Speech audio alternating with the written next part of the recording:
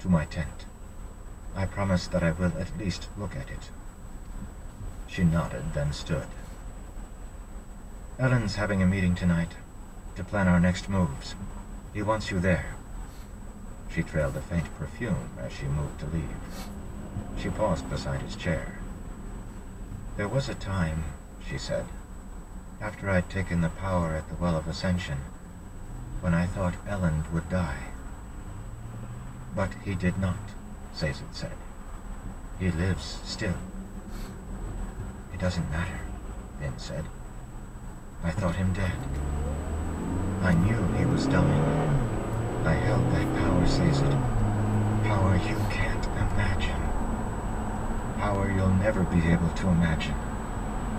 The power to destroy worlds and remake them anew.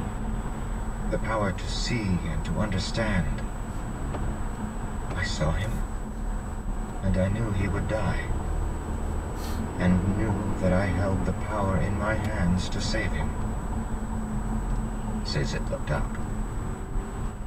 "But I didn't," Vin said. "I let him bleed, and released the power instead. I consigned him to death." Sazed asked.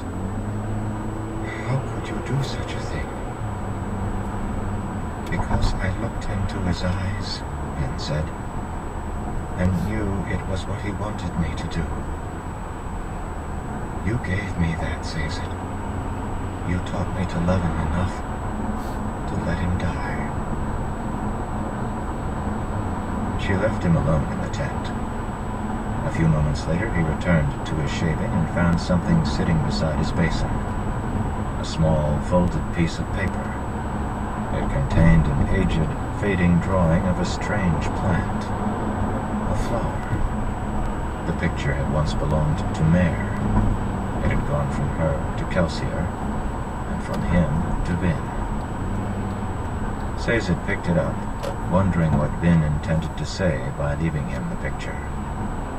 Finally, he folded it up and slipped it into his sleeve, then returned to his shaving. The first contract, oft spoken of by the Kandra, was originally just a series of promises made by the first generation to the Lord Ruler. They wrote these promises down, and in doing so, codified the first Kandra laws.